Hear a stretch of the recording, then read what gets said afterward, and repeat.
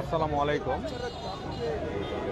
ওসমান হাদি একজন গণমানুষের কণ্ঠস্বর ছিল।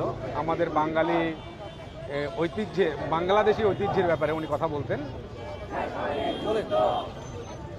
হ্যাঁ, বাংলাদেশের ঐতিহ্যের কথা বলতেন উনি, এবং উনি ভারতীয় আধিপত্যবাদ বিরোধী একজন দেশপ্রেমিক ছিলেন, এবং যার কারণে আমরা হাদিকে ভালোবাসি, এবং সে হাদির মধ্যে একটা ইনসাফের সমাজ গঠন করার চিন্তাভাবনা ছিল। কিন্তু দুর্ভাগ্যবশত আমরা এই ধ্রুবতারাকে, এই দেশপ্রেমিককে 12ই ডিসেম্বর বাদ জুম্মা আততায়ীর গুলিতে উনি হত্যা হন, এবং সেদিনই আপনার বিভিন্ন সিসিটিভি ফুটেজের মাধ্যমে আমরা দেখতে পেয়েছি, বিভিন্ন মিডিয়ার মাধ্যমে, যে খুনির পরিচয় পাওয়া গিয়েছে। খুনির পরিচয় পাওয়ার পর আজকে পর্যন্ত আপনার 22 দিন হয়ে গেল, কিন্তু এই সরকার এখনও খুনি এবং খুনের সঙ্গে জড়িত আর যারা ছিল, যে রাঘব বোয়াল রয়েছে, এখানে যদি বিদেশি শক্তি কোনো জড়িত থাকে তাদেরকে খুঁজে বের করার দায়িত্ব ছিল।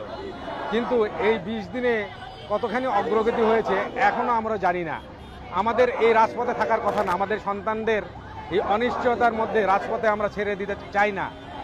কিন্তু আমরা দেখতে পাচ্ছি যে 5ই আগস্টের পর এই ফ্যাসিবাদকে বিতাড়িত করে বাংলাদেশে একটি সুষ্ঠু এবং সাম্যবাদ বিরোধী সাম্যের সমাজ গঠনের জন্য এই সন্তানরা 1500 থেকে 2000 সন্তান আমাদের জীবন দিয়েছিল, এবং প্রায় 30 থেকে 40,000 এখনও মৃত্যুবরণ করেছে। এই সরকারের অতি দ্রুত সময়ে এই তদন্ত করে এই বিচারটি করার কথা ছিল, কিন্তু তারা এখনও পারে নাই, বা তারা কোনো আপডেটও দিচ্ছে না। জানি না এই ইনসাফের, যেহেতু সে ওসমান হাদি একজন ইনসাফের প্রতীক ছিলেন, আর আমাদের দায়িত্ব এই ইনসাফের প্রতীককে যতক্ষণ পর্যন্ত বিচার না হবে ততক্ষণ পর্যন্ত আমাদের ঘরে ফেরার কোনো সুযোগ নাই। আমরা চাই সরকার অতি দ্রুত এই ইনসাফ, এই হাদি হত্যার বিচারের মাধ্যমে ইনসাফের সূচনা করবেন। ধন্যবাদ। বিশেষ করে হাদি হত্যার আসামিরা যে বাইরে পালিয়ে গেছে, এখনো তাদেরকে গ্রেফতার করতে পারে না, এই বিষয়টা আসলে আপনি কিভাবে দেখছেন? যেহেতু হাদি হত্যার হওয়ার পরে 12 তারিখে উনি গুলিবিদ্ধ হন, এরপরে শুক্রবার উনি মৃত্যুবরণ করেন, এবং এরপরে থেকে আমাদের ছেলেরা, আমাদের সন্তানরা রাজপথে নেমে গিয়েছে তার বিচারের জন্য।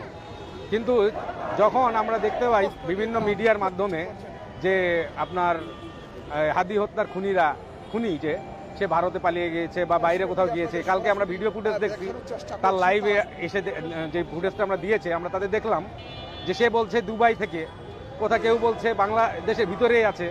তা আসলে বাংলাদেশের গোয়েন্দা সংস্থা যেগুলি আছে, এবং অনেকগুলি গোয়েন্দা সংস্থা রয়েছে, তো তাদের 22 দিন যদি সময় লেগে যায়, তাহলে আমরা যে সাধারণ জনগণ যারা আছি, তারা যদি আমাদের আততায়ীর হাতে আমরা যদি গুলিবিদ্ধ হই, মারা যাই, তাহলে আমাদের বিচার কবে হবে?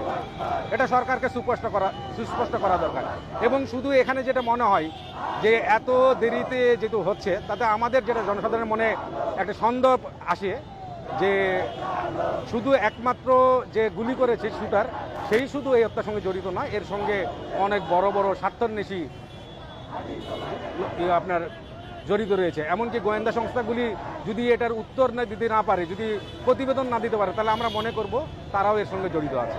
এবং অতি দ্রুত ইউনূস সরকারের উচিত, ইন্টারিমের উচিত দ্রুত মানুষের আস্থার জন্য দ্রুত এই বিচারটি তদন্তটি শেষ করে চার্জশিট দাখিল করে জনগণের সামনে উন্মুক্ত করে দেওয়া, এই হত্যার সঙ্গে কারা জড়িত ছিল। এবং আমরা চাই, যেহেতু হাদি একজন ইনসাফের প্রতীক ছিল, ইনসাফের সমাজ গড়তে চেয়েছিল, সেহেতু হাদি হত্যা বিচারের মাধ্যমে আমরা ইনসাফের সমাজ গড়ার সূচনা করতে চাই। ধন্যবাদ। আজ এই হত্যার যে প্রধান যে আসামি তিনি কিন্তু লাইভে এসে কয়েকবার বলেছে যে সে আসলে এই হত্যার সাথে জড়িত নয়। আসলে আপনার কাছে এই বিষয়টা আসলে কি কোনো রহস্যজনক মনে হচ্ছে কিনা? এখানে রহস্যজনক মনের কারণ ব্যাপারটা হচ্ছে যদি হাতি হত্যার সঙ্গে সে জড়িত না থাকে তাহলে আপনার মনে করেন যে হাতির সঙ্গেকার আরও তো তারা যারা অনুসারীরা ছিল ইনকলাব মঞ্চে তারা তো কেউ পালাই যায় নাই, উনি কেন পালাই গেলেন?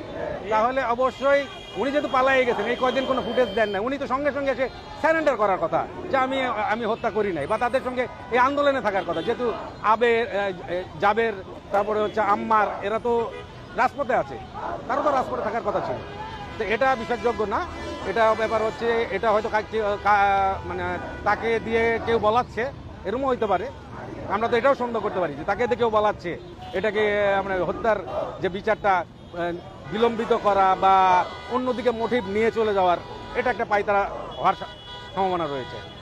আমি বিশেষ করে হাদির আট আসনে কিন্তু এখন তিনি কিন্তু নাই, সেখানে তার নির্বাচন করার খুব একটা ইচ্ছা ছিল। আসলে এই মুহূর্তে আপনারা এই ঢাকার এই আট আসনে আসলে এই বিষয়টা আসলে আপনারা কীভাবে দেখছেন বা কি আশা করেন? ঢাকা ৮ আসন একটা গুরুত্বপূর্ণ আসন, বাংলাদেশের মধ্যে সবচেয়ে হট একটা সিট এটা।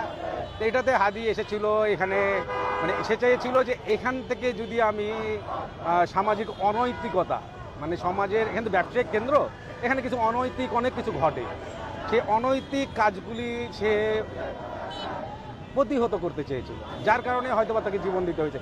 অনেকের মাথা ব্যথার কারণ হয়ে গিয়েছিল এটা হয়তোবা, কারণ সে তো একটা কথা বলেছিল যে আমি যদি ইলেকশনে জিততে পারি এবং 8 আসনে সংসদে যেতে পারি তাহলে কিন্তু আমি যারা চাঁদা তুলতে পাঠান তাদের নামগুলি আমি প্রকাশ করে দিই।